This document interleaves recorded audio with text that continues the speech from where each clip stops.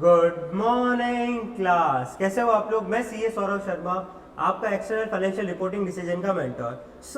Previous class के अंदर हमने हमारा एक सब्जेक्ट स्टार्ट किया था।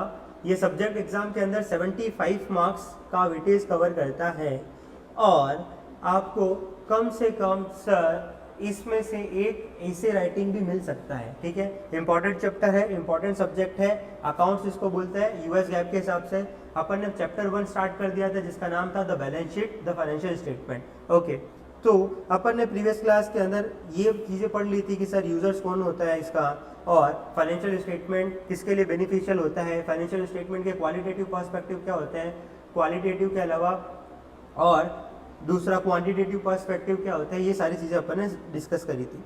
अब हम आगे बढ़ते हैं हमारे नेक्स्ट टॉपिक की तरफ। सर नेक्स्ट टॉपिक है सर की कॉन्सेप्ट एक्सप्लेन किया गया है सर, यहाँ पर कुछ चीज़ें बताई गई है जैसे लिक्विडिटी। लिक्विडिटी का मतलब क्या होता है, लिक्विडिटी का मतलब होता है कि आप किसी एसेट को कितना जल्दी कन्वर्ट कर लेते हो सर कैश के अंदर। कितनी एसेट को आप कितना जल्दी कैश में कन्वर्ट कर लेते हो। जैसे आपके पास में इन्वेंट्री है, इन्वेंट्री को कैश में कन्वर्ट करने के लिए कितना टाइम लगता है सर। देखो, जो आपको ऑपरेटिंग पीरियड है 1 महीना 2 महीना 3 महीना, उतना तो लगेगा ही लगेगा। ओके, चलो, जितना आपका बिजनेस के अंदर लिक्विडिटी होगा उतना रिस्क क्या होगा सर, कम होगा। क्लियर है? ओके, हेलो, चलिए इसके बाद में आता है सर फाइनेंशियल फ्लेक्सिबिलिटी।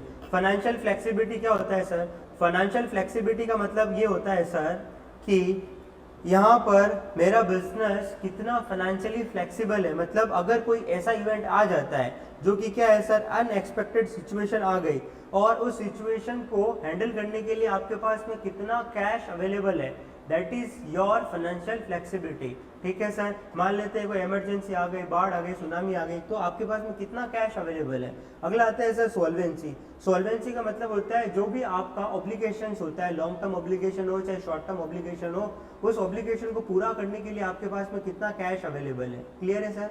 जितना ज़्यादा लिक्विडिटी होगा बिजनेस के अंदर, जितना ज़्यादा सोल्वेंसी होगा बिजनेस के अंदर, उतना ज़्यादा बिजनेस के लिए क्या होता है सर, अच्छी चीज़ होती है। अगला आता है सर रिस्क। ठीक है, रिस्क का मतलब आप मान लो आप क्या कर रहे हो सर, किसी सप्लायर से माल खरीदते हो और सिंगल सप्लायर से खरीदते हो, इसके अलावा किसी और से नहीं खरीदते हो। अब मान लो वो सप्लायर क्या हो गया सर, अपना बिजनेस बंद करके चला गया, तो आपका बिजनेस भी उसके कारण क्या हो गया सर, बंद हो गया। तो यहाँ पर डिपेंडेंसी सर एक के ऊपर नहीं होनी चाहिए। यहाँ पर आपका बिजनेस क्या होना चाहिए सर, इंडिपेंडेंट होना चाहिए, whether it is your customer और whether it is your supplier.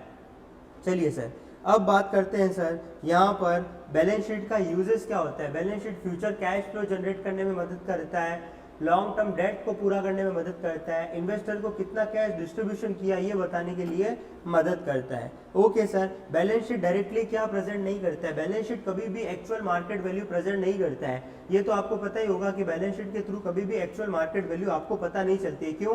क्योंकि बैलेंस शीट के अंदर वैल्यू अपन कैसे रिकॉग्नाइज करते हैं सर, कैरिंग अमाउंट के ऊपर। ठीक है, चलिए सर, अब सर बैलेंस शीट के एलिमेंट्स कौन कौन से होते हैं। सबसे पहले आता है एसेट। एसेट क्या होता है सर, जैसे आपको बचपन में पढ़ाई होगा, एसेट आपका पीपी हो गया, ठीक है, डेटर्स हो गया। अब ये एसेट क्या होती है, एसेट का मतलब होता है right to economic benefit arising from a past event. मतलब आपने एक मशीनरी खरीद ली, मान लेते हैं आपने एसी खरीदा, अब ये एसी आपने खरीद लिया, अब एसी आपको क्या करेगा सर, 5 साल तक हवा देगा, ठंडी ठंडी हवा देगा। तो ये पास्ट इवेंट, मतलब आज से 2 साल पहले आपने खरीदा होगा और ये आपको फ्यूचर के अंदर क्या दे रहा है सर, इकोनॉमिक बेनिफिट दे रहा है, तो ये आपका एसेट होता है। लाइबिलिटी का मतलब क्या होता है, आपका प्रेजेंट का ऑब्लिगेशन है और ये ऑब्लिगेशन क्यों आया, due to economic benefit arising in the past. Past में आपने एसी खरीदा होगा और एसी खरीदा है तो आपने लोन लेके खरीदा होगा, तो लोन का आपको प्रेजेंट ऑब्लिगेशन है ना, इंस्टॉलमेंट भरना पड़ेगा, तो क्या हो गया, वो आपका लाइबिलिटी हो गया। इक्विटी क्या होता है सर, इक्विटी का मतलब होता है asset minus liability. Investment by owner का मतलब क्या होता है, इन्वेस्टमेंट बाय ओनर का मतलब ओनर्स ने कितना पैसा दिया है बिजनेस के अंदर, that will be your equity share capital. Sir distribution to owners का मतलब क्या होता है, डिस्ट्रीब्यूशन टू ओनर का मतलब होता है आपने, कंपनी ने ओनर्स को कितना पैसा डिस्ट्रीब्यूट किया, मतलब डिविडेंड डिस्ट्रीब्यूशन कितना किया है। ओके सर, अब एसेट और लाइबिलिटी का क्लासिफिकेशन 2 पार्ट में होता है, एक होता है करंट, एक होता है नॉन करंट। करंट क्या होता है सर, जिसका टाइम पीरियड या तो 1 साल का हो या फिर depending upon the operating cycle. अब जैसे कंस्ट्रक्शन बिजनेस के अंदर जो पीरियड होता है, जो ऑपरेटिंग साइकिल होता है, वो 1 साल से भी ज़्यादा का हो सकता है, ठीक है, नॉर्मली 1 साल का होता है। अगर 1 साल से कम पीरियड है या 1 साल तक है तो आपका करंट एसेट होगा, 1 साल से ज़्यादा है तो आपके लिए क्या होगा सर, नॉन करंट एसेट होगा, ठीक है। करंट एसेट का मतलब क्या होता है, ऐसी एसेट जिसको आप कैश में कन्वर्ट कर सकते हो या जिसको आप इजीली मार्केट में बेच सकते हो या जिसको आप क्या कर सकते हो, बिजनेस में कंज्यूम कर सकते हो। क्लियर है, कैसे सर? सबसे पहला कन्वर्टेड इनटू कैश। जैसे आपके पास में क्या था सर, आपके पास में एफडी था, एफडी को आप क्या कर सकते हो सर, तुड़वा करके कैश में कन्वर्ट कर सकते हो। फिर आता है बेच सकते हो। आपके पास में क्या था सर, इन्वेंट्री था, फिनिश गुड्स था, फिनिश गुड्स आपने क्या किया, बेचा, बेचने से पैसा आ गया। अगला आ गया सर कंज्यूम। आपके पास में इन्वेंट्री था, आपने उस इन्वेंट्री को अपने बिजनेस में क्या कर लिया सर, प्रोडक्शन में यूज कर लिया और आपने माल बना लिया। ओके, अब सर करंट एसेट के कौन कौन से पार्ट होते हैं? करंट एसेट के अंदर क्या क्या आता है? जैसे कैश आता है, कैश एंड कैश इक्विवेलेंट होता है। कैश और कैश इक्विवेलेंट का मतलब क्या होता है, ऐसा कोई भी इन्वेस्टमेंट जो 3 महीने से कम का होता है, ठीक है, जैसे कि 60 डेज के ट्रेजरी बॉन्ड, गवर्नमेंट के जो भी टी बॉन्ड्स होते हैं ना, वो आते हैं इसके अंदर। अगला आता है sir marketable security. Marketable security का मतलब क्या होता है, आपने किसी भी कंपनी की, जैसे आपने टाटा, वेल्सपन, रिलायंस, किसी भी कंपनी में इन्वेस्ट किया, अब उसका जितना भी करंट पोर्शन होता है ना, वो करंट एसेट में आता है और नॉन करंट पोर्शन होता है वो नॉन करंट एसेट में आता है, ठीक है सर। चलो अगला आता है सर मेरा रिसीवेबल। रिसीवेबल का मतलब क्या होता है, क्या होता है रिसीवेबल का मतलब, डेटर्स, ठीक है, तो डेटर्स आपका करंट एसेट होता है। अगला आता है sir contract asset. Contract asset कैसे होता है सर, अब जैसे कंस्ट्रक्शन बिजनेस हो गया, कंस्ट्रक्शन बिजनेस में जो टाइम पीरियड होता है बहुत बड़ा होता है, लंबा होता है, तो उस केस में क्या वो आपको बिलिंग भी नहीं करे, नहीं सर, बिलिंग तो करेगा ना। तो उस केस में बिलिंग कैसे करता है यहाँ पर, कि जैसे जैसे परफॉर्मेंस कंप्लीट होता जाता है, आफ्टर परफॉर्मेंस वो आपको बिलिंग कर देता है, ठीक है, तो बिलिंग कर दिया तो वो आपका डेटर्स बन गया। लेकिन परसेंटेज ऑफ कंप्लीशन मेथड के ऊपर आपको क्या करना पड़ता है, उसको पैसा देना पड़ता है। बिलिंग कब होता है sir, at the end of period. तो जैसे ही आपने उसको क्या किया सर, आपका पीरियड कंप्लीट हुआ, पीरियड कंप्लीट होते सामने वाले पर्सन को आपको पैसा देना था, तो आपके लिए क्या हो गया सर, वो कॉन्ट्रैक्ट एसेट हो गया। अगर यही बिलिंग हो जाती तो सीधा सीधा वो मेरा क्या बन जाता सर, डेटर्स बन जाता। Okay sir, so next point क्या है अपना, अगला है sir short term notes receivable. Short term notes receivable का मतलब क्या हो गया, आपने बचपन में पढ़ा होगा ना, बिल्स ऑफ एक्सचेंज या प्रोमिसरी नोट्स।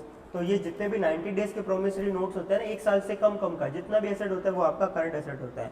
इन्वेंट्री, इन्वेंट्री भी करंट एसेट होता है। इन्वेंट्री 3 तरह की होती है, raw material, WIP, finish goods, ठीक है। फिर आता है प्रिपेयर्ड एक्सपेंस। प्रिपेयर्ड एक्सपेंस का मतलब क्या हो गया, आपने मान लो 1 साल का अपना टेलीफोन का बिल भर दिया। अब 1 साल आपका स्टार्ट होता है जनवरी से लेकर के, आपका स्टार्ट होता है सर अप्रैल से लेकर के मार्च तक, और यूएस गैप के हिसाब से फाइनेंशियल ईयर का क्लोज होता है सर 31 दिसंबर को। कब होता है सर, 31 दिसंबर को। अब दिसंबर तक आपको बुक्स क्लोज करनी थी और आपने बिल मार्च तक का पे कर दिया, तो 3 महीने का जो आपने एडवांस में पैसा दे दिया वो आपका क्या हो गया सर, प्रीपेड एक्सपेंस हो गया। अगला आता है sir restricted fund for current use.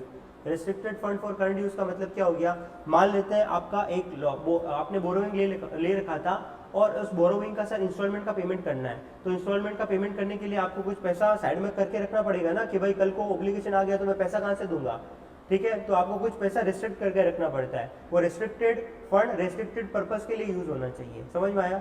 चलो सर आगे बढ़ते हैं sir non current asset. Non current asset के अंदर क्या आएगा, सबसे पहले आता है सर मेरा restricted cash for long term purpose के लिए। जैसे आज से 5 साल बाद मुझे एक बहुत बड़ा प्लांट खरीदना है या मुझे बहुत बड़े प्लांट में इन्वेस्ट करना है, तो that will be my restricted cash for long term purpose. अगला आता है sir marketable securities. Marketable securities का मतलब क्या हो गया, जैसे कि आपने इन्वेस्ट किया किसी भी कंपनी में, तो इन्वेस्टमेंट आप छोटे शॉर्ट टर्म के लिए तो नहीं करते हो ना, लॉन्ग टर्म के लिए 1 साल 2 साल 3 साल 4 साल 5 साल इसके लिए किया होगा, तो वो आपका क्या हो गया सर मेरा मार्केटेबल सिक्योरिटी। वो किस में आएगा, नॉन करंट एसेट में, इन्वेस्टमेंट में आएगा। ओके, अब लॉन्ग टर्म इन्वेस्टमेंट किस में आएगा सर, लॉन्ग टर्म इन्वेस्टमेंट हो गया या एडवांसेस हो गया। अगर आपने क्या किया है sir 30% ownership in a supplier company held long term, मतलब आपको किसी को क्या करना था सर, पैसे देने थे, पैसे देने के बजाय आपने क्या बोला, मेरी कंपनी में होल्डिंग ले लेते हो, ठीक है, तो that will be your long term asset हो गया है। मतलब आपको मिला है सर, आपको पेमेंट क्या था सर, मिलने वाला था, बट पेमेंट नहीं मिल के आपको किसी कंपनी के शेयर मिल रहे, इसलिए एसेट हुआ। अगला आता है सर पीपी। पीपी तो आपको पता ही है क्या होता है, पीपी बिल्डिंग हो गया, मशीनरी हो गया, फर्नीचर हो गया, व्हीकल हो गया, इक्विपमेंट हो गया, इन सब की लाइफ क्या होती है सर, लंबी लंबी लाइफ होती है। चलिए अगला आता है sir right to use asset. Right to use asset क्या होता है, आपने कभी सुना नहीं होगा। अब जैसे लीज वर्ड मैंने आपको नया सिखाया है ना, तो लीज में मैं आपको सिखाऊंगा right of use asset. Right of use asset को आपको रिकॉग्नाइज करना पड़ता है बुक्स में। अब जैसे प्रेजेंट वैल्यू आपने किया, जितना लीज रेंटल आपको मिलेगा, रेंटल जो भी आपको मिलने वाला है 10 सालों में, उसका आपने प्रेजेंट वैल्यू करके बुक्स में क्या रिकॉग्नाइज किया था, लीज लाइबिलिटी। अब लीज लाइबिलिटी के सामने आपको एसेट भी तो खड़ा करना पड़ेगा ना, तो वो एसेट जो खड़ा होता है उसको बोला जाता है sir right of use asset. अगला इनटेंजिबल एसेट, क्या होता है इंटेंजिबल एसेट, जैसे पेटेंट हो गया, कॉपीराइट हो गया, ट्रेडमार्क हो गया, फ्रेंचाइजी हो गया, गुडविल हो गया, ठीक है। अगला आता है sir contract asset. Contract asset अपन ने करंट में भी पढ़ा था, नॉन करंट में भी आएगा। जितना पोर्शन सर मेरा करंट का था 12 महीने से कम का वो करंट में चला जाएगा, और जितना 12 महीने से ज़्यादा का था वो मेरा किस में आएगा सर, नॉन करंट में आ जाएगा। अब सर ये डेफर्ड टैक्स क्या होता है, आपने कभी सुना है डेफर्ड टैक्स क्या होता है? देखो डेफर्ड टैक्स क्या होता है, आप बुक्स ऑफ अकाउंट्स के हिसाब, कंपनीज एक्ट के हिसाब से बुक्स बनाते हो, और इनकम टैक्स के हिसाब से टैक्स बुक बनाते हो, और टैक्स के हिसाब से खर्चे क्या होते हैं, कुछ अलाउ होते हैं, कुछ डिसअलाउ होते हैं। तो जितने खर्चे डिसअलाउ हो जाते हैं तो इनकम टैक्स के हिसाब से टैक्स का अमाउंट क्या होता है सर, बुक्स के हिसाब से और इनकम टैक्स के हिसाब से कुछ डिफरेंस होता है। तो जितना भी डिफरेंस होता है वो दो पार्ट में बांटा जाता है, एक होता है सर टेम्पररी डिस्काउंट, एक होता है डिडक्टिबल डिस्काउंट। टेम्पररी डिस्काउंट के ऊपर क्या बनता है सर मेरा डेफर्ड टैक्स लायबिलिटी, और डिडक्टिबल डिस्काउंट पर क्या बनता है मेरा डेफर्ड टैक्स एसेट। जब मैं इनकम टैक्स वाला आपको यूएस गैप सिखाऊंगा ना, तब ये आपको अच्छे से बताऊंगा। अभी खाली टर्मिनोलॉजी समझो डेफर्ड टैक्स क्या होता है। तो डेफर्ड टैक्स क्या होगा सर मेरा, अगर डेफर्ड टैक्स एसेट है तो मेरे को नॉन करंट में ही दिखाना है, करंट में कभी भी नहीं आता है। अगला आता है sir cash surrender value of life insurance policy. आपने लाइफ इंश्योरेंस ले रखा था, उस लाइफ इंश्योरेंस पॉलिसी, आपने जो लाइफ इंश्योरेंस लिया उसके सामने सर आपको क्या मिल रहा है, पैसा मिल रहा है। मेच्योरिटी पर आपको क्या मिल रहा है सर, पैसा मिल रहा है। तो मेच्योरिटी पर आपको जितना पैसा मिलता है वो कहाँ जाएगा, मेरा नॉन करंट एसेट होता है। क्या होता है सर मेरा, नॉन करंट एसेट होता है। अगला आता है सर मेरा other long term asset. Other long term asset के अंदर जितनी भी एसेट है जिसका मेरा पीरियड 1 साल से ज़्यादा का है, पूरा का पूरा इसमें आ जाएगा, ठीक है। चलो अब पीपीई के अंदर क्या आता है सर, पीपीई के अंदर क्या आता है, land, building, machinery, vehicle, equipment, furniture, ये सारी चीज़ें आ जाती है, ठीक है। नेचुरल रिसोर्सेज क्या हो गया sir, oil reserve, timber land, ये सब इसके अंदर आता है। ओके सर, अब सर एक चीज़ आपको मुझे बतानी है, पीपीई के अंदर पीपीई को रिकॉर्ड किस वैल्यू पर करते हैं। क्लास 1 में मैंने आपको बताया था पीपीई को अपने को रिकॉर्ड करना पड़ता है किस पर सर, हिस्टोरिकल कॉस्ट के ऊपर। मतलब आपने कितने में खरीदा वो, प्लस उसमें आप क्या ऐड कर दोगे, डायरेक्ट एट्रीब्यूटेबल कॉस्ट, मतलब उसको एसेट को रेडी करने में कितना खर्चा है वो सब उसमें ऐड करोगे, ठीक है। फिर उसके ऊपर डेप्रिसिएशन चार्ज होता है। लैंड के ऊपर कभी भी डेप्रिसिएशन चार्ज नहीं होता है, क्योंकि लैंड मेरा नॉन डेप्रिशिएबल एसेट होता है। इसमें मैंने आपको क्या एग्जांपल बताया था कि आपने क्या किया सर, एक मशीन खरीदी है, अब मशीन खरीद के लाके रख दोगे, ऐसा थोड़ी होगा। मशीन को इंस्टॉल करना पड़ेगा। कल को भूकंप आया, मशीन यहाँ थी, वहाँ 4 वर्कर खड़े थे, मशीन उनके ऊपर चढ़ गई तो नुकसान हो जाएगा ना। तो मशीन को इंस्टॉल करने का खर्चा, ठीक है, उसको लाने का फ्रेट का खर्चा, जितना भी डायरेक्ट एट्रीब्यूटेबल कॉस्ट होता है कहाँ जाता है सर, पीपी की कॉस्ट में ऐड हो जाता है, ठीक है। चलो सर, अब इसका मैंने एग्जांपल दिया, ये एग्जांपल पढ़ो। जैसे एक कंपनी है, उसने एक मशीन खरीदी है $5 लाख में, और वो पे कर रही है सर 20,000 रुपीज़ शिपिंग के लिए और 30,000 रुपीज़ इंस्टॉलमेंट के लिए। तो पीपी का कॉस्ट कितना हो गया, 5 lakh plus 20,000 plus 30,000 equals to 5,50,000। Okay, अब इस पर डेप्रिसिएशन कैसे चार्ज करेंगे, 5,50,000 मेरा एसेट का कॉस्ट है, और मेरा यूजफुल लाइफ कितना है क्वेश्चन में दे रखा है, वो एसेट आपको 10 साल तक काम आएगी, तो डिवाइड बाय 10 कर देना, अपने पास में डेप्रिसिएशन आ जाता है, ठीक है। चलो अब बात करते हैं सर इनटेंजिबल एसेट की। एकदम बेसिक बात करेंगे, एसेट के अंदर क्या आता है, लाइबिलिटी में क्या आता है, 1 बाय 1 करके अपन डिस्कस करेंगे। एकदम शांति से सुनना है, खाली कोई लेना देना नहीं है, अच्छे से सुनो, और खत्म होगा तो इस चैप्टर के एमसीक्यू कराऊंगा तो आप बोलोगे सर ये तो इजी हम लोग कर लेंगे, है ना। चलो, तो इनटेंजिबल एसेट क्या होता है, ऐसी चीज जिसको ना तो आप देख सकते हो ना ही सर छू सकते हो, खाली महसूस कर सकते हो। जैसे कि ये हवा को अपन महसूस करते हैं, तो क्या वो मेरा इनटेंजिबल एसेट है, नहीं है। क्यों नहीं है, क्योंकि अपन उसको मीजर नहीं कर सकते, बुक्स में रिकॉग्नाइज नहीं कर सकते, ठीक है। अब सर जितना भी इंटरनली जनरेटेड होता है ना, उसको अपने को क्या करना पड़ता है, इंटरनली जनरेटेड को अपन कैपिटलाइज नहीं करते हैं। जितना भी इंटेंजिबल एसेट बाहर से आप खरीदते हो ना, उतना ही आपको बुक्स में रिकॉग्नाइज करना है। अब सर इंटरनली जनरेटेड आप बोलोगे सर आज है ना मेरे नाम पर ये धंधा चल रहा है, मेरे नाम पर ये धंधा चल रहा है, तो आप अपनी बुक्स में ना मन चाहे गुडविल रिकॉग्नाइज कर रहे हो, ऐसा नहीं कर सकते। आप अपनी एसेट को क्या कर रहे हो सर, ओवर वैल्यूड कर रहे हो, जो कि क्या है, गलत है। लेकिन मैंने कोई धंधा खरीदा है, अब खरीदा है तो मैंने उसको नेट एसेट के सामने, नेट एसेट था उसका 300 करोड़ और मैंने उसको 350 करोड़ दिया, मतलब 50 करोड़ ज़्यादा दिया है। तो 50 करोड़ जो भी ज़्यादा दिया है ना, वो गुडविल मैंने क्यों दिया, क्योंकि उसकी बिजनेस की वैल्यू थी उतनी। तो जब मैं उसको एक्वायर करूंगा तो अपनी बुक्स में वो गुडविल रिकॉग्नाइज कर सकता हूँ। अब इंटेंजिबल एसेट क्या होता है आपका, जैसे पेटेंट हो गया, कॉपीराइट हो गया, ट्रेडमार्क हो गया, गुडविल हो गया, फ्रेंचाइजी हो गया, ये सब मेरा इंटेंजिबल एसेट होता है। अब जैसे ROU और लीज और इंप्रूवमेंट है ना, इसको आपको सेपरेटली रिकॉग्नाइज करना पड़ता है, बट होता ये इंटेंजिबल एसेट ही है। ओके, अब इंटेंजिबल एसेट दो तरह का होता है, एक जिसकी लाइफ क्या हो सर लिमिटेड हो, एक जिसकी लाइफ इनफाइनाइट हो। लिमिटेड लाइफ जिसकी भी होती है, अब देखो टेंजिबल एसेट के लिए अपन क्या करते हैं, डेप्रिसिएशन चार्ज करते हैं, तो इंटेंजिबल एसेट के लिए क्या करेंगे सर, उसके लिए भी चार्ज करना पड़ेगा ना। तो इंटेंजिबल एसेट का जो चार्ज होता है उसको डेप्रिसिएशन नहीं बोलते हैं, उसको बोला जाता है सर अमोर्टाइजेशन। क्या बोलते हैं सर, अमोर्टाइजेशन। और अगर कोई इंटेंजिबल एसेट है जिसकी लाइफ क्या है सर, इनफाइनाइट है, मतलब जब तक धरती चलेगी तब तक उसकी लाइफ है, ठीक है, तो अब उस केस में उसका क्या करेंगे, उसको डेप्रिसिएशन कैसे करेंगे, उसके लिए होता है सर इम्पेयरमेंट। मैं आपको आगे सिखाऊंगा इम्पेयरमेंट क्या होता है, उसके लिए आपको इम्पेयरमेंट की टेस्टिंग करनी पड़ती है, अमोर्टाइजेशन चार्ज नहीं होता है उस पर, ठीक है। इम्पेयरमेंट का मतलब क्या होता है, इम्पेयरमेंट का मतलब होता है कि आपकी एसेट का वैल्यू में कितना डिक्रीज आया है।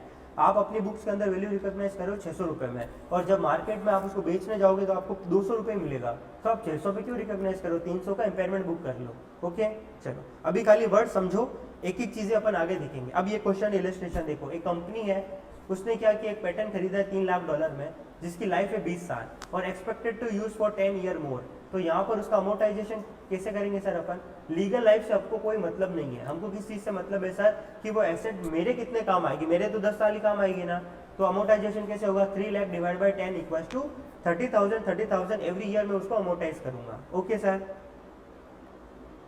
ओके, अब बढ़ते हैं अपन आगे हमारे नेक्स्ट कॉन्सेप्ट की तरफ, जिसका नाम है sir current liability. Current liability का मतलब क्या होता है, ऐसी देखो करंट एसेट सीख लिया आपने, नॉन करंट एसेट सीख लिया, अब बढ़ते हैं करंट लायबिलिटी। करंट लायबिलिटी का मतलब सेम करंट एसेट के जैसे, वहां पे एसेट था, यहाँ पर क्या होगा, लायबिलिटी होगा। ऐसे लायबिलिटी जो 1 साल के अंदर या मेरे ऑपरेटिंग साइकिल के अंदर सेटल हो जाती है, तो वो आपका क्या होगा, करंट, और नहीं होगा 1 साल के अंदर या ऑपरेटिंग साइकिल में, तो क्या होगा आपका नॉन करंट। अब करंट के अंदर क्या आता है, दिमाग में सोचो क्या आता है, क्या आता है, सबसे पहले क्या है, क्रेडिटर।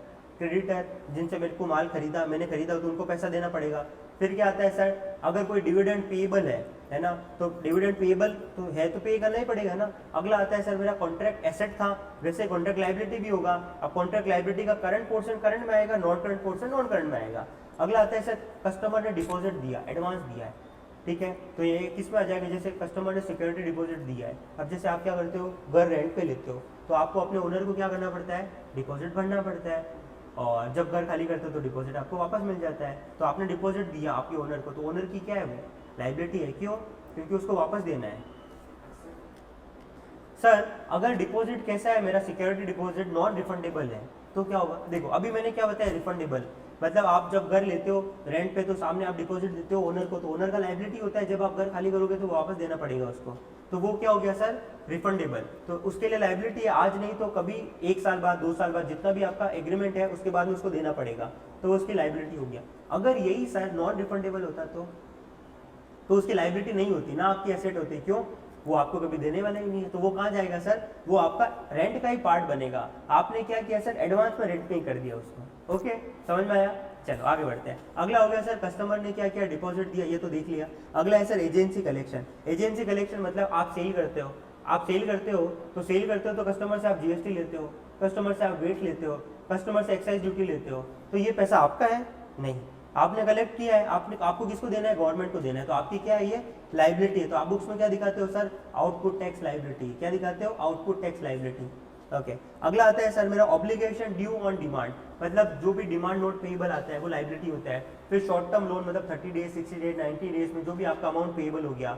फिर होता है सर लॉन्ग टर्म डेट का करंट पोर्शन, जैसे आपने एक लोन लिया 10 साल का, अब हर साल उसका जो भी इंस्टॉलमेंट का अमाउंट आपकी लायबिलिटी आपको पे करना है, तो जितना भी अगले साल, अगले 12 महीने में जितनी भी लायबिलिटी आने वाली वो क्या हो गया, करंट हो गया। और अक्रूड एक्सपेंस, अक्रूड एक्सपेंस का मतलब क्या हो गया, आपको क्या करना था, मुझे आपको सैलरी पे करनी थी, आप मेरे यहाँ काम करते हो, मैंने बोला नहीं मैंने आपको पे नहीं किया, अगले महीने दूंगा, तो ये मेरी लायबिलिटी है ना, मेरे को अगले महीने देना पड़ेगा, तो क्या हो गया, ये मेरा करंट लायबिलिटी। ठीक है, चलो अगला आता है सर कोलेबल लॉन्ग टर्म डेट। कोलेबल क्या होता है सर, मैं आपको डेरिवेटिव में सिखाऊंगा, इसके अंदर एक होता है कॉल, एक होता है पुट। जितना भी कोलेबल पार्ट होता है ना वो आपका लायबिलिटी होता है। ओके, अब इसमें कोविनेंट वॉयलेट होता है तब पेमेंट होता है, अदरवाइज नहीं होता है, तो इसको पेंडिंग रखते हैं। इंश्योरेंस, अश्योरेंस टाइप वारंटी, जैसे कि आपको पता हो कि सेल्स में वारंटी वगैरह होती है, आपने माल खरीदा सामने वाला कस्टमर आपको क्या देता है, वारंटी देता है। अब उसमें वारंटी के 2 पार्ट होता है, वारंटी होता है, वारंटी में अगर अश्योरेंस टाइप वारंटी है, मतलब खराब हो गया तो मतलब देना ही पड़ेगा, आपकी ऑब्लिगेशन आ जाएगी, आज नहीं तो कल कस्टमर आएगा तो आपको देना पड़ेगा ना, तो वो आपकी कौन सी लाइबिलिटी है, करंट लाइबिलिटी, ठीक है। अगर ये टाइम पीरियड 12 महीने से ज़्यादा का होता तो क्या होता, नॉन करंट हो जाती है, खत्म। चलो अब सर कौन कौन से लाइबिलिटी करंट नहीं होती है, जैसे कोई भी डेट है जो आप पेमेंट कर रहे हो यूजिंग नॉन करंट एसेट और रेस्ट्रिक्टेड फंड, वो आपका नॉन करंट लाइबिलिटी नहीं होता। जैसे कि मान लेते हैं आपने एक बैंक से लोन लिया और आपने बैंक वाले को बोला बैंक तो बैंक वाला बोला हाँ बोलो बोलो भैया, बोले यार मेरे पास इंटरेस्ट पे करने का पैसा नहीं है, तो बोले मैं क्या करूँ, वसूली वाले को भेज देता हूँ, और क्या करूँ, मारेगा चाट या 2-4 अपने आप पैसे आ जाएंगे। बोला नहीं भैया ऐसे मत करो, तो बोले क्या करूँ, बोला यार मैं आपका रिलेटिव हूँ और रिश्तेदार में वो जीजा साले निकले तो अब क्या किया जाए, तो उसने बोला जितना भी इंटरेस्ट का अमाउंट है आप क्या करो उसका एक नया लोन बना दो। तो क्या वो इंटरेस्ट का अमाउंट का नया लोन बना, तो क्या सच में वो लोन का रीपेमेंट हुआ है, नहीं हुआ है, तो वो करंट एसेट या करंट लाइबिलिटी मेरा नहीं होगा। क्लियर है सर, ओके, मेरा करंट लाइबिलिटी नहीं हुआ, वो करंट लाइबिलिटी नहीं है, वो मेरा नॉन करंट ही होगा, ओके, क्योंकि मैंने उसको लोन में कन्वर्ट करवा दिया, एक्चुअल में रीपेमेंट करता तो मेरा करंट लाइबिलिटी होता। अगला आता है sir bank overdraft. Bank overdraft क्या होता है सर मेरा, जैसे बैंक का debit balance normally debit balance होता है और आपने क्या किया, करंट अकाउंट में से ज़्यादा पैसे निकाल लिए, तो आपका क्या हो गया, ओडी हो गया। तो ओडी क्या होता है सर, मेरा करंट लाइबिलिटी होता है, ओके, और इसको कहाँ ऐड करते हैं अपन, क्रेडिटर्स में दिखाते हैं। और बैंक एंड ये आता है ना अपना कैश एंड कैश इक्विवेलेंट, उसमें अपने को इसको दिखाना पड़ता है। अगला आता है sir non current liability, same logic non current asset के जैसा, अगर 1 साल से ज़्यादा का टाइम पीरियड है या ऑपरेटिंग साइकिल कितना है सर, 1 साल से ज़्यादा का है, तो वो मेरा क्या हो जाएगा सर, नॉन करंट लाइबिलिटी। अब इसमें क्या आएगा, सारी की सारी वही चीज़ें हैं, जैसे कॉन्ट्रैक्ट लाइबिलिटी का नॉन करंट पोर्शन हो गया, लॉन्ग टर्म डेट हो गया, लॉन्ग टर्म पोर्शन हो गया लीज लाइबिलिटी का, या फिर पेंशन ऑब्लिगेशन, जैसे आप किसी कंपनी में काम कर रहे हो, ईमानदारी से 40 साल काम किया, अब आप क्या कर रहे हो सर आप रिटायर हो रहे हो कंपनी से, क्या हो रहा है सर, रिटायर हो रहे हो, बुढ़े हो चुके हो आप, रिटायर हो रहे हो। अब कंपनी आपको क्या करेगी सर, लंप सम अमाउंट देगी, मोटा ताजा अमाउंट, ग्रेजुटी का, पेंशन का, तो वो क्या ऑब्लिगेशन होता है सर, नॉन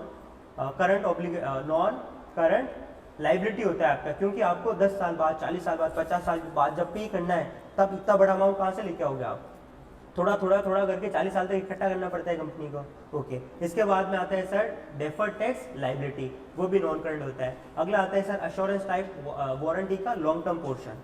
चलो अब बताओ सर इक्विटी क्या होता है, इक्विटी का मतलब होता है ओनर्स का पैसा, ओनर ने कितना पैसा डाला है, मतलब एसेट माइनस लाइबिलिटी, ओके। चलो अब सर इक्विटी इंक्रीज कब होती है, जब मुझे इनकम होती है, तो सिंपल बात है ना, प्रॉफिट होता है तो प्रॉफिट कहाँ जाता है, रिटेन अर्निंग में जाता है, तो उससे मेरा इक्विटी बढ़ता है। और कम कैसे होता है, लॉस हो जाता है तो कम हो जाता है। और कैसे कम होता है, जैसे आपने क्या किया, during the year share holder को डिविडेंड दे दिया, तो डिविडेंड कहाँ से देते हैं, रिजर्व्स में से देते हैं, तो मेरा इक्विटी कम हो जाता है। और बढ़ता कैसे, ड्यूरिंग द ईयर आपने नए शेयर इशू कर दिए, इशू करने से मेरा सिक्योरिटी प्रीमियम आता है, तो मेरा रिजर्व बढ़ता है। चलो यहाँ तक समझ में आ गया। अब सर इसके कौन कौन से पार्ट होते हैं, इसमें पार्ट होता है सबसे पहले कैपिटल स्टॉक। कैपिटल स्टॉक क्या होता है, मतलब कैपिटल शेयर होता है ना, अपन क्या बोलते हैं, शेयर कैपिटल, यूएस GAAP में बोलते हैं कैपिटल स्टॉक। इसके बाद में आता है sir additional paid up capital. Additional paid up capital का मतलब क्या हो गया, ड्यूरिंग द ईयर कंपनी ने कुछ नए शेयर इशू किए हैं क्या, उससे कितना पैसा आया। अगला आता है sir retain earning. Retain earning का मतलब क्या होता है, पीएनएल का वो पोर्शन जो आपने शेयर होल्डर को डिस्ट्रीब्यूट नहीं किया है, रिटेन अर्निंग में ट्रांसफर कर दिया है, ओके। अगला आता है sir accumulated balance of OCI. कल मैंने आपको ओसीआई बताया था क्या होता है, जितना भी फेयर वैल्यू गेन या लॉस होता है वो कहाँ जाता है, ओसीआई में जाता है। और ओसीआई का हर साल का जो बैलेंस होता है वो कहाँ जाता है, बैलेंस शीट में जाता है। और बैलेंस शीट में कहाँ जाता है, अदर इक्विटी में कहाँ जाता है, एक्यूमुलेटेड अदर कॉम्प्रिहेंसिव इनकम में जाता है। और अगला आता है सर एनसीआई। एनसीआई क्या होता है, नॉन कंट्रोलिंग इंटरेस्ट। मतलब मान लो आपने एक कंपनी को खरीदा, ठीक है, अब आपने उस कंपनी का, जैसे आपको पता है होगा, 50% से ज़्यादा होल्डिंग खरीद लेते तो आपका सब्सिडरी हो जाता है, मतलब आप उस कंपनी के ओनर हो जाते हो। अब आपने मान लो उस कंपनी में 70% होल्डिंग खरीदा है, अब 30% तो आपका नहीं है ना, किसी और का है, तो आप क्या करते हो, जब उस कंपनी के एसेट और लाइबिलिटी को अपनी बुक्स में 100% लेके आ रहे हो, ये तो गलत बात है ना। क्यों, आप तो 70% ही ओनर हो, तो 70% ही लेके आओ। लेकिन ऐसा नहीं होता है, आपको 70% या 100% एसेट और लाइबिलिटी को लेके आना पड़ता है। और जितना भी एसेट और लाइबिलिटी, एसेट माइनस लाइबिलिटी क्या होता है, इक्विटी। इक्विटी का 30% कहाँ जाएगा सर, इक्विटी में से निकाल करके अपने को एनसीआई दिखाना पड़ता है कि इसका ओनर मैं नहीं हूँ, कोई दूसरा है। समझ में आया, ओके अगला आता है sir treasury stock. Treasury stock क्या होता है, कंपनी ने अपने, आपको पता है बाईबैक क्या होता है, कंपनी अपने शेयर वापस खरीद लेती है शेयर होल्डर से, तो यूएस में बोलते हैं ट्रेजरी स्टॉक। तो यहाँ पर कंपनी अपने शेयर वापस खरीद रही है तो इक्विटी क्या होता है सर, कम हो जाता है। समझ में आया? चलो अब सर बैलेंस शीट के बेनिफिट क्या क्या होता है। बैलेंस शीट देखने से आपको पता चलता है कि भाई कितना रेट ऑफ रिटर्न कंपनी कमा रहा है, कंपनी का कैपिटल स्ट्रक्चर कैसा है, मतलब कंपनी ने बाहर से कितना लोन लिया है, या कंपनी का सर ओनर्स ने कितना पैसा डाला है, या फ्यूचर में कितना कैश फ्लो होने वाला है कंपनी को। और ये मदद किस में करता है सर, ये मदद करता है आपकी लिक्विडिटी, कि कंपनी के अंदर कैश कितना है, कंपनी कैश रिच कंपनी है कि नहीं है। ये मदद करता है सर फाइनेंशियल फ्लेक्सिबिलिटी के अंदर, मतलब कोई इमरजेंसी सिचुएशन आ गई तो कंपनी के पास में पैसा है खर्च करने के लिए कि नहीं। सोल्वेंसी, लॉन्ग टर्म ऑब्लिगेशन का पैसा भरने के लिए कंपनी रेडी है। रिस्क एक्सपोजर, मतलब कंपनी किसी एक कस्टमर या सप्लायर पर तो डिपेंडेंट नहीं है। नेट रिसोर्सेज कितना है ताकि वो इन्वेस्टर्स को डिविडेंड का डिस्ट्रीब्यूशन कर सके। जैसे आपको पता होगा वेदांता कंपनी है, वेदांता कंपनी अपने शेयर होल्डर को सर बहुत सारा डिविडेंड देती है। क्यों देती है, क्योंकि कंपनी के पास में पैसा बहुत है, कैश रिच कंपनी है। अब सर बैलेंस शीट की लिमिटेशंस क्या क्या है। अब हर चीज़ के फायदे तो होते हैं तो नुकसान भी होंगे। तो नुकसान क्या है सर, ये बिजनेस की ट्रू वैल्यू नहीं बताता। क्यों नहीं बताता, क्योंकि यहाँ पर एसेट हिस्टोरिकल कॉस्ट पर रहता है, ठीक है। इसके अलावा मैंने आपको कल एग्जांपल दिया था, आपके पास में हाई टैलेंटेड एम्प्लॉयज है तो आप बैलेंस शीट में लिख सकते हो कि मेरे पास में स्किल्ड एम्प्लॉयज है, नहीं लिख सकते हो, तो ये नहीं बताता। आपके पास में क्वालिफाइड मैनेजमेंट है तो आप बता सकते हो कि मैनेजमेंट एक्सपीरियंस है कि नहीं बता सकते हैं। आपके पास में इंटरनली जनरेटेड ब्रांड्स क्या है आप नहीं बता सकते, क्योंकि इंटरनली जनरेटेड इनटेंजिबल एसेट का वैल्यू कितना होता है, 0 होता है, क्योंकि जो बाहर से परचेज किया वही रिकॉग्नाइज कर सकते हो।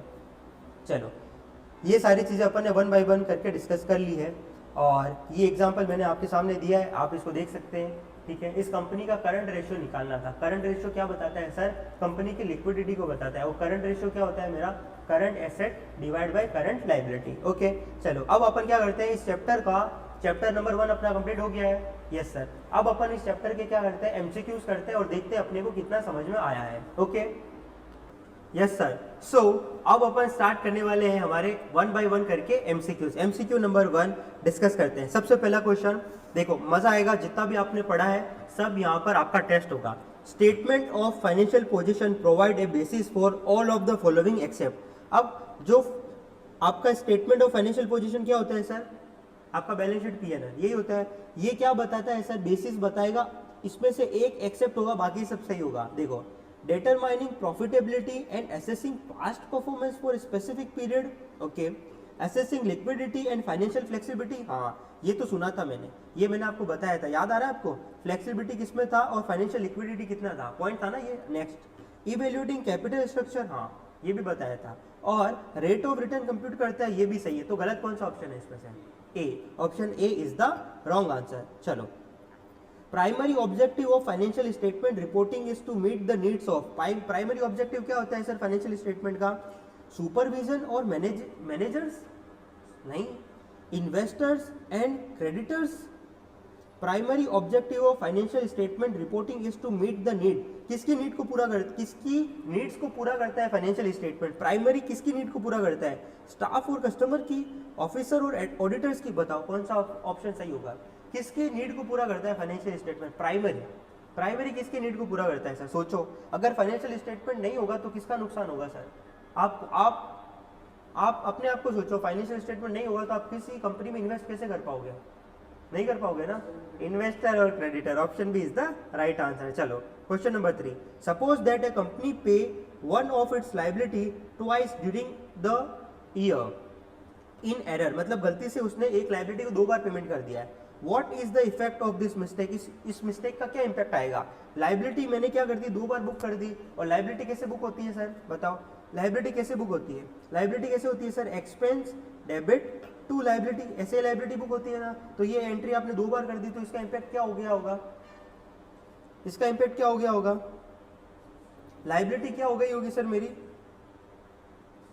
Suppose that company pay one of it's liability twice during the year in error, what is the effect of this mistake, asset and liability or equity will understatement, नहीं, asset net income or owner's equity unaffected, नहीं, asset and net income or owner's equity will understatement और liability overstatement। देखो liability तो overstate होगी मेरा, लेकिन asset इससे क्या understatement हो रहा है, एसेट क्या अंडर स्टेटमेंट हो रहा है? नहीं, और ओनर्स इक्विटी क्या अंडर स्टेटमेंट हुई इससे? अगला, एसेट और लाइबिलिटी अंडर स्टेटमेंट, कंपनी पे कर रही है one of it's liability twice. देखो, कंपनी अपनी लाइबिलिटी का 2 बार पेमेंट कर रही है, मतलब ये गलत है, ऐसा नहीं था। क्वेश्चन क्या बोलना चाह रहा था, कंपनी की बुक्स में एक लाइबिलिटी था 5,000 रुपए का। अब कंपनी ने क्या किया, 5,000 रुपए की जगह 10,000 रुपए का पेमेंट कर दिया, ठीक है। तो लाइबिलिटी उसने डेबिट किया कितने से? 10,000 से, और पेमेंट किया कैश कितने से कर दिया सर? 10,000 से। तो इससे क्या हुआ मेरा लाइबिलिटी अंडर स्टेटमेंट हो गया और मेरा एसेट भी अंडर स्टेटमेंट हो गया ना। एसेट 5,000 से कम होना था, 5,000 से कम हो गया, तो कौन सा ऑप्शन सही होगा? सी कैसे होगा भैया? डी होगा ना। इनकम अदर इक्विटी पर क्या इंपैक्ट आया? एसेट और लाइबिलिटी अंडर स्टेटमेंट हो रहा है, अदर इक्विटी पर कुछ इंपैक्ट नहीं आया ना, तो D is the right answer. समझ में आया? चलो question number 4, all of the following are limitation to the information provided on the statement of financial position except. अब देखो, बैलेंस शीट का लिमिटेशंस आपको पता है कौन कौन से होते हैं, इसमें से 3 लिमिटेशन होगा और एक गलत आंसर होगा। कौन सा होगा बताओ? देखो, judgement and estimate use regarding collectability, saleability and longevity of asset, correct है सर। किसी भी एसेट, अब देखो एसेट का यूजफुल लाइफ कैसे डिसाइड होता है सर? जजमेंट के ऊपर ही होता है, 10 साल चलेगी, 5 साल चलेगी, ये तो सही लग रहा है। अगला, lack of current valuation for most asset और लाइबिलिटी, हाँ अपन लॉन्ग नॉन करंट एसेट का फेयर वैल्यू कराते हैं, करंट का नहीं कराते, ये भी सही है। Omission of item that are financial value to business such as worth of employ, ये भी मैंने आपको बताया था कि जो स्किल्ड एम्प्लॉय होते हैं उसके बारे में अपन फाइनेंशियल स्टेटमेंट में नहीं बता पाते हैं, तो ये भी क्या हो गया सर? इसका लिमिटेशन हो गया, करेक्ट। अगला, quality of earning reported for enterprise, ये इसका लिमिटेशन नहीं है, तो ये इसका आंसर हो गया क्योंकि एक्सेप्ट पूछा था। Question number 5, all of the following are limitation except, बताओ कौन सा आंसर होगा क्वेश्चन 5 में? Balance sheet is presented using management judgement, ये तो सही है sir. Balance sheet omit many item that can't be recorded, ये भी सही है। Balance sheet provide information on liquidity and solvency of company, तो ये लिमिटेशन कैसे हुआ? तो यही आंसर हो जाएगा, ठीक है, क्योंकि ये लिमिटेशन नहीं है।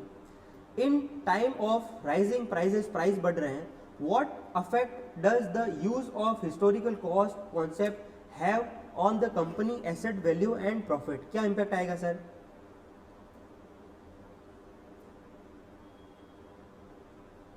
आपने क्या किया होगा? प्राइस बढ़ाया, तो प्राइस बढ़ाने से क्या हो गया? प्रॉफिट बढ़ा।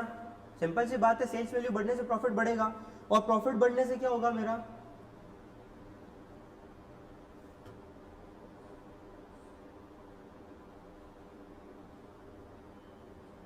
Asset value and profit will both over state, asset का वैल्यू कैसे बढ़ेगा? एसेट वैल्यू एंड प्रॉफिट दोनों कम होगा? नहीं, प्रॉफिट तो बढ़ेगा ही, प्रॉफिट तो ओवर स्टेट ही होगा। अब सामने दूसरा ऑप्शन मेरे को दिख ही नहीं रहा है, इसलिए सी इसका राइट आंसर होगा। क्यों? क्योंकि अब देखो, हाँ तो यहां पर क्या होगा सर? सी इसका राइट आंसर होगा। देखो यहां पर क्या बोला, हिस्टोरिकल कॉस्ट कॉन्सेप्ट है। मान लेते हैं आपके पास में क्या है सर? एक बिल्डिंग है, बिल्डिंग है, बिल्डिंग को आपने कितने पर दिखाया सर? 5 लाख रुपए पर दिखाया, और बिल्डिंग क्या हो रहा है सर? प्राइसेस बढ़ती जा रही है, तो ये 7 लाख हो गया, 8 लाख हो गया, 10 लाख हो गया, लेकिन आपको उसको बुक्स में किस पे दिखाना है सर? हिस्टोरिकल कॉस्ट पे दिखाना है। अब इससे होगा क्या? आप अपनी एसेट को क्या कर रहे हो सर? अंडर स्टेटमेंट कर रहे हो कि नहीं कर रहे हो? कर रहे हो ना? ओके, अब समझ में आया आप लोगों को? ठीक है, चलो अब आगे बढ़े। आइए नेक्स्ट क्वेश्चन पर आइए। Question number 7, trade account payable, ये क्या होता है? ट्रेड अकाउंट पेबल मतलब क्रेडिटर, क्रेडिटर क्या हो गया sir? Creditor. Creditors are valued on statement of financial position, creditor को आप कैसे दिखाते हो? Current cost, net settlement value, current cost, market price, historical cost. अपन क्रेडिटर को दिखाते हैं नेट सेटलमेंट वैल्यू के ऊपर। चलो अगला, financial accounting provide information that can be use for all of the following accept. आप फाइनेंशियल अकाउंटिंग कहाँ यूज आता है? डिसीजन लेने के लिए, हाँ यहाँ तो यूज आता ही है। क्वेश्चन ने बोला एक्सेप्ट, चलो असेस करने के लिए एक्सपेक्टेशन अबाउट रिटर्न, हाँ। फ्यूचर कैश फ्लो, हाँ। प्रेडिक्ट करने के लिए फ्यूचर स्टॉक परफॉर्मेंस, नहीं नहीं, क्योंकि मार्केट वैल्यू थोड़ी होती है इसके अंदर, नहीं होती है, तो ये राइट आंसर हो गया। हिस्टोरिकल कॉस्ट कन्वर्जन क्या होता है? हिस्टोरिकल कॉस्ट कन्वर्जन क्या होता है sir? Has been replace in accounting record by, नहीं नहीं, रिप्लेस नहीं करते हैं। रिकॉर्ड ओनली पास्ट ट्रांजेक्शन, नहीं sir. Value all asset at their cost of business without adjustment for depreciation, ये भी गलत हो गया, डेप्रिसिएशन तो लेते ही हैं। Fail to take into account changing price level over time, हाँ ये सही है, क्योंकि हिस्टोरिकल कॉस्ट के अंदर आगे आने वाले टाइम में प्राइस का चेंजेस यहाँ पर रिकॉर्ड नहीं होता है। समझ में आ रहा है ना आपको? ऐसे एमसीक्यू आएंगे एग्जाम में, कर लोगे ना। चलो question number 10, the balance sheet और statement of financial position help user to assess the liquidity, financial flexibility, solvency and risk of company. A company with financial flexibility has the ability, अब किसी company के पास में financial flexibility होगा, मतलब पैसा ही पैसा होगा, तो वो क्या कर सकती है सर? देखो, decide whether to settle a liability और रिटर्न इट ऑफ, नहीं लाइबिलिटी को रिटर्न ऑफ क्यों करेगा, पैसा है तो। Response to unexpected need and opportunity, यही तो मैंने बताया था, फाइनेंशियल फ्लेक्सिबिलिटी होगी तो कोई भी अनएक्सपेक्टेड नीड आ गया, बाढ़ आ गया, भूकंप आ गया, सुनामी आ गया, या कोई भी पैसा मांगने आ गया तो आप दे सकते हो, तो option B is the right answer. चलो अब करेंगे सर एक प्रैक्टिकल क्वेश्चन, आने वाला है मजा। देखो, ब्राउन सिस्टम क्या दे रखा है, ब्राउन सिस्टम बिगन ऑपरेटिंग जनवरी 1 को उसने अपना बिजनेस स्टार्ट किया, और आगे क्या दे रखा है sir, spend $9 lakh in the first month of operation. चलो तो उसने 9 लाख का क्या किया, पैसा खुद से डाला। अगला, जनवरी में एडवर्टीजमेंट कैंपेन किया $40,000 का, कंप्यूटर का इक्विपमेंट खरीदा $280 का, 12 महीने का इंश्योरेंस पॉलिसी है, जनवरी में बिल्डिंग रेंट पे लिया, जनवरी में सैलरी है, ऑफिस का सप्लाईज है, ऑटोमोबाइल है, जनवरी में यूटिलाइजेशन है, टोटल खर्चा दे रखा है। Total cash expenditure that should be capitalized as a PP, PP की कॉस्ट पे कितना अमाउंट रिकॉग्नाइज करोगे ये आपको बताना है। सॉल्व करके बताओ आंसर कितना आएगा। ओके सर, तो सबसे पहले एडवर्टीजमेंट एक्सपेंस, ये कहाँ जाएगा सर, चुपचाप पीएनएल में एक्सपेंस आउट कर दो। कंप्यूटर खरीदा है, हाँ ये पीपी में जाएगा। इंश्योरेंस की पॉलिसी है, ये 12 महीने का ही है, जो 12 महीने का होता है वो एक्सपेंस ऑफ होता है। अगला, जनवरी में रेंट पे किया, रेंट क्या होता है, एक्सपेंस ऑफ करो। सैलरी पे करिए, ये भी पीएनएल में एक्सपेंस ऑफ करो। ऑफिस का सप्लाई, एडमिन खर्चा है, स्टेशनरी खरीदा है, एक्सपेंस ऑफ खरीदो। ऑटोमोबाइल, हाँ ऑटोमोबाइल ये पीपी की कॉस्ट में ऐड होगा। और जनवरी में यूटिलिटी, जनवरी का यूटिलिटी का खर्चा आया, ये भी क्या करो सर, एक्सपेंस ऑफ। तो कितना कॉस्ट आएगा, 2,80,000 प्लस 30,000, कितना हो गया, 3,10,000। कौन सा ऑप्शन है बताओ? Option number A is the right answer. समझ में आ गया सबको? चलिए सर आगे बढ़ते हैं। Question number 12, which one of the following would not classify as a current liability? बोलो करंट लाइबिलिटी कौन सा नहीं होगा इसमें से? सबसे पहला ऑप्शन क्या है मेरा, अनडिस्ट्रीब्यूटेड स्टॉक डिविडेंड यही नहीं होगा। A security deposit received for 1 year lease, ये तो होगा। ये 110 महीना, ये क्या है, 10 ईयर बॉन्ड सोल्ड, 10 ईयर का बॉन्ड है वो बिकने वाला है 110 महीने बाद में, तो 10 ईयर का बॉन्ड हो गया, तो 10 इंटू 12 कितना हो गया सर, ये 120 महीने, और अभी 110 महीने का टाइम है, मतलब कितना बच गया, 10 मंथ्स, मतलब 12 मंथ से ये कम हो गया, तो ये भी करंट हो गया। अगला, रेंट है सर अगले 2 महीने का, तो ये भी करंट है, ओनली यही मेरा है जो करंट नहीं है। ठीक है, चलो क्वेश्चन नंबर 13 आएगा मजा, प्रैक्टिकल क्वेश्चन है, पढ़ते हैं क्या लिखा है। Since INC always charge prepaid insurance when it's purchase or renew insurance policy, it adjusts the accounts for insurance use once per year on 31st December. 3-year renewal premium for the policy expire on July. जुलाई को expire हो रहा है, prepaid insurance पे कर दिया उसने। अब देखो 3-year रिन्यूअल पॉलिसी का कॉस्ट कितना है, $63,000 and up to $27,000 from $36,000 it had a cost of 3 year earlier. ठीक है sir, the adjusting entry necessary to reflect the insurance account at December census financial year ended would be, financial year ended पर वो अपना prepaid insurance कितना दिखाएगा और insurance का expense कितना बुक करेगा पीएनएल में, बताइए सर। ओके सर, सो इस क्वेश्चन को एकदम ध्यान से बारीकी के साथ पढ़ने के बाद में आपको क्या लगा, आप ये क्वेश्चन कर पाएंगे या नहीं कर पाएंगे? कर तो सकते हैं, बट 1 by 1 वापस से कॉन्सेप्ट वापस से मैं आपको बताता हूँ। सबसे पहले क्वेश्चन ने क्या बोला, ये जो पॉलिसी है, ये पॉलिसी कब एक्सपायर हो रही है सर, जुलाई में हो रही है करंट ईयर के अंदर। ये एक्सपायर हो रही है सर मेरा 31st of July of current year, ये मेरा एक्सपायर हो रहा है। अब सर मैं नया पॉलिसी परचेज कर रहा हूँ, क्या कर रहा हूँ सर, मैं न्यू 3 ईयर का पॉलिसी खरीद रहा हूँ।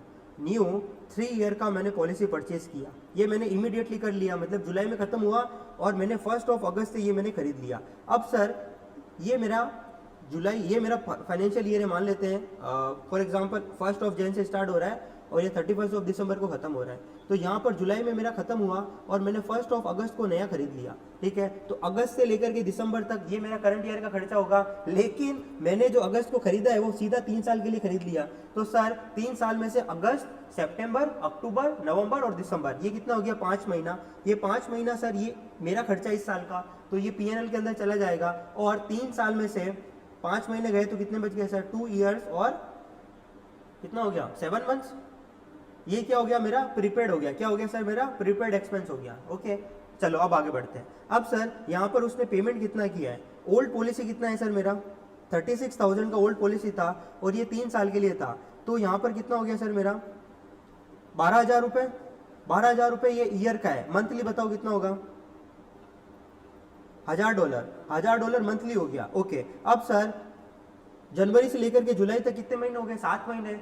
तो ये 1000 इंटू 7, 7,000 रुपये का कॉस्ट क्या हो गया सर मेरा, ये तो ओल्ड पॉलिसी का हो गया। अब नई पॉलिसी कितने की खरीदी उसने, 63,000 की उसने नई पॉलिसी खरीदी है, ठीक है। अब ये नई पॉलिसी खरीदी है, ये भी कितनी है 3 साल की है, तो 1 साल का कितना हो गया 12,000, नहीं 12 नहीं होगा 21,000 होगा ना, 21,000, ठीक है। 21,000 डिवाइड बाई 12 महीना, पर मंथ का कितना आ गया, कैलकुलेट करके बताओ पर मंथ कितना आएगा। 21,000 डिवाइड बाई 12 कितना होता है,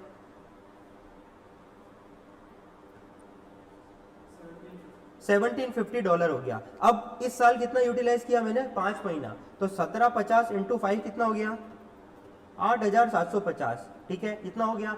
अब इस साल का खर्चा कितना रिकॉग्नाइज करूंगा मैं बुक्स में, ये $7,000 पुराना वाला प्लस $8,750 अभी वाला, तो टोटल कितना हो गया $15,750। ये क्या हो गया मेरा एक्सपेंस हो गया किसका सर, इंश्योरेंस का। देखो कौन सा ऑप्शन है, option number D, insurance expense 17,500, prepaid expense 15,750।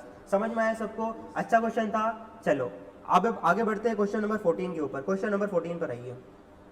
The financial statement included in annual report to the shareholder are least useful to which of the following। अब फाइनेंशियल स्टेटमेंट किसके लिए सबसे कम यूजफुल होते हैं, बोलो कौन सा ऑप्शन होगा। देखो स्टॉक एनालिसिस, हाँ सर इनके तो काम आता है। Manager in charge of operating activity, bankers, हाँ सर बैंकर्स देख के ही तो लोन देता है। सप्लायर, हाँ सर, तो जो ऑपरेटिंग एक्टिविटी वाले होते हैं उनके लिए इतना काम का नहीं होता, उनका प्रोडक्शन प्रोक्योरमेंट वही काम आता है। Question number 15, another way to write the accounting equation for change in equity क्या होता है। इक्विटी क्या होता है सर मेरा, नहीं अपन बात कर रहे हैं सर इक्विटी की। इक्विटी मतलब क्या होता है मेरा नेट एसेट। नेट एसेट क्या होता है मेरा, asset minus liability, asset minus liability. अब इसको दूसरे तरीके से कैसे लिख सकते हैं सर, अब देखो कैसे लिख सकते हैं सर बताओ। देखो ये आपका बैलेंस शीट है, बैलेंस शीट में यहाँ पर क्या आती है सर एसेट, यहाँ पर आती है मेरा इक्विटी और यहाँ पर आती है मेरी लाइबिलिटी। ये टोटल एसेट इक्वल्स टू इसके बराबर होता है, ये आपको समझ में आता है। चलो ऑप्शन में क्लोजिंग स्टॉक सब जगह दे रखा है, क्लोजिंग स्टॉक में से क्लोजिंग लाइबिलिटी माइनस हो रहा है और यहाँ प्रॉफिट माइनस हो रहा है। ओके और अगला ऑप्शन क्या है सर, एक ऑप्शन में है प्रॉफिट ऐड हो रहा है और एक ऑप्शन में क्लोजिंग लाइबिलिटी माइनस हो रहा है। ऑप्शन से जाते हैं तो सबसे पहले क्या दे रखा है क्लोजिंग एसेट। क्लोजिंग एसेट क्या होती है मेरी, टोटल एसेट, ये टोटल एसेट है। टोटल एसेट में से मुझे माइनस क्या करना है सर, करंट लाइबिलिटी, नहीं करंट नहीं लिखा है, टोटल लाइबिलिटी, हाँ बराबर है। ये टोटल एसेट में से मैं टोटल लाइबिलिटी माइनस करता हूँ तो मेरे पास में क्या आता है नेट एसेट, ठीक है। अब आगे बढ़ते हैं, अब आगे बढ़ते हैं। अगला क्या है सर, नेट एसेट में से मैं क्या कर रहा हूँ सर, ओपनिंग इक्विटी माइनस कर रहा हूँ और यहाँ पर क्या कर रहा हूँ डिविडेंड ऐड कर रहा हूँ। तो इक्विटी क्या होता है सर मेरा, ओपनिंग इक्विटी। ओपनिंग में क्या करते हैं सर अपन, ओपनिंग में क्या करते हैं अपन, ड्यूरिंग द ईयर कितने शेयर इशू किए वो ऐड करते हैं, प्रॉफिट ऐड करते हैं, डिविडेंड जो हुआ माइनस करते हैं और शेयर होल्डर को सर पैसा दिया वही इक्विटी होता है, मतलब वही डिविडेंड होता है ना। ओके और जो पैसा आता है वो अपन ऐड कर दिया। तो अब मेरे को क्या करना है, उल्टा चलना है, उल्टा चलना है मतलब क्लोजिंग निकालना है। तो मैं क्या करूंगा, ओपनिंग माइनस कर दूंगा, डिविडेंड सर प्लस होता है, नहीं डिविडेंड माइनस होता है ना तो प्लस करना पड़ेगा।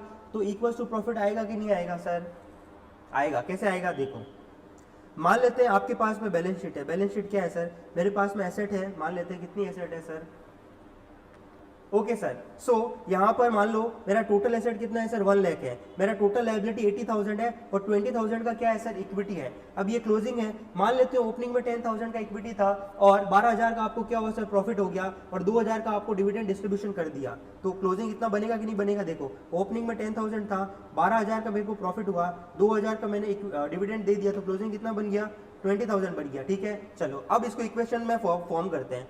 ये क्या है सर मेरा क्लोजिंग एसेट है, क्लोजिंग एसेट में से मैंने माइनस क्या कर दिया क्लोजिंग लायबिलिटी, क्लोजिंग लायबिलिटी में से मैंने माइनस क्या किया ओपनिंग इक्विटी, ओपनिंग इक्विटी में मैंने ऐड क्या किया डिविडेंड। तो क्या कितना आ रहा है सर इसका आंसर बताओ, 10 माइनस 80 20,000, 20 माइनस 10 10,000, 10 प्लस 2 12,000, और ये 12,000 क्या है सर मेरा प्रॉफिट। ये हो गया सर मेरा प्रॉफिट। देखो ये इक्वेशन कहां बन रहा है, कौन सा ऑप्शन में बन रहा है, option number C, option number C में बन रहा है ना, बी में कहां बन रहा है, option C is the right answer. चलो क्वेश्चन नंबर 16 में बोला है टोटल करंट एसेट बताओ, टोटल करंट एसेट बताओ कितना होगा, बोलो सर सॉल्व करो। ओके सो क्वेश्चन ने बोला टोटल करंट एसेट निकालो, तो ये क्या हो गया सर सेल्स, सेल्स कहां जाता है पीएनएल में, कैश क्या हो गया करंट एसेट, ये क्या होता है करंट लायबिलिटी, ये क्या हो गया रेंट एक्सपेंस पीएनएल में चला गया, ये क्या होता है सर डेटर्स, ये भी करंट एसेट होता है, ये क्या हो गया सीओजीएस, ये भी पीएनएल में जाता है, लैंड क्या हो गया नॉन करंट एसेट, ये क्या हो गया contract liability, contract liability non current liability होता है और करंट लायबिलिटी भी हो सकता है पता नहीं, गेन ऑन सेल्स ये कहां जाएगा पीएनएल में, इक्विपमेंट ये पीपी होता है, तो क्या होता है sir non current asset, non current asset, inventory क्या होता है इन्वेंट्री करंट एसेट होता है, ये क्या होता है सर करंट लायबिलिटी। अब करंट एसेट कौन कौन सा है सर 1 2 और 3, इन तीनों का टोटल कितना हो गया मेरा $35,000, कितना हो गया भाइयों $35,000, तो option number B is the right answer. Clear है। चलो क्वेश्चन नंबर 17 में क्या बोला है, each of the following are element of financial statement as defined in the statement of financial statement except, except कौन सा होगा सर बोलो, इन्वेस्टमेंट बाय इक्विटी का पार्ट कौन सा होता है, इन्वेस्टमेंट होता है, एसेट और लायबिलिटी होता है और कॉम्प्रिहेंसिव इनकम होता है, हिस्टोरिकल कॉस्ट थोड़ी होता है। चलो तो ये हो गया। And analytics use financial statement position as a primary source all of the following except, कौन सा एक्सेप्ट होगा सर देखो, डिटरमाइन करने के लिए कंट्रोलिंग सोल्वेंसी, हाँ सर सही है, potential cost of new financing पता करने के लिए यस सर, गोइंग कंसर्न पता करने के लिए नहीं सर, गोइंग कंसर्न के लिए कभी भी नहीं होता है क्योंकि बिजनेस हमेशा गोइंग कंसर्न मान के ही चला जाता है, तो option C is the right answer. Accounting concept और conversion which in time of raising prices trend understate asset value and overstate profit, ये कौन सा कॉन्सेप्ट है आपने 12th में पढ़ा होगा, कौन सा कॉन्सेप्ट है सर जिसके अंदर क्या हो रहा है मेरा, अपन क्या करते हैं ट्रेंड को इग्नोर करते हैं, एसेट को अंडर वैल्यू करते हैं, प्रॉफिट्स को ओवर स्टेटमेंट करते हैं, कौन सा स्टेटमेंट है ये historical cost, correct sir. Question 20 last question इस चैप्टर का, all the following accounts are classified as a current liability except, कौन सा करंट लायबिलिटी है इसमें से एक्सेप्ट, मतलब कौन सा करंट लायबिलिटी नहीं है। सबसे पहला current portion of long term debt, हाँ सर ये तो होता ही है, अक्रूड इंटरेस्ट ये भी होता है, अकाउंट पेबल मतलब क्रेडिटर ये भी होता है, आरओयू ये तो क्या होता है सर मेरा एसेट होता है ना, ये लायबिलिटी थोड़ी होता है आरओयू, है ना, तो option D is the right answer. चलिए सर, सो इसी के साथ अपन ने इस चैप्टर के 1 बाय 1 करके सारे कॉन्सेप्ट भी सीख लिए और सारे एमसीक्यू भी अपन ने सॉल्व कर लिए, ऐसे एक एमसीक्यू ही एग्जाम में आने वाले हैं। सो गाइस आपसे रिक्वेस्ट है कि जितने भी एमसीक्यू आपको पढ़ाए जाते हैं सारे आप घर जाकर के वापस से उनको क्या करें सर रिवाइज करें, और जितना ज़्यादा प्रैक्टिस करोगे उतना ज़्यादा आपके लिए अच्छा होगा, क्योंकि अभी आपने अगर एग्जाम की प्रैक्टिस कर ली ना, देखो इसका एग्जाम डॉलर्स में पे करना पड़ता है, तो एग्जाम फीस क्या होती है सर महंगी होती है, तो बार बार एग्जाम में फेल होने से अच्छा है यहाँ पर आप ज़्यादा से ज़्यादा एमसीक्यू की प्रैक्टिस कर लो। मिलते हैं नेक्स्ट क्लास में, तब तक के लिए खुश रहिए, मस्त रहिए, पढ़ते रहिए, बाय बाय दोस्तों।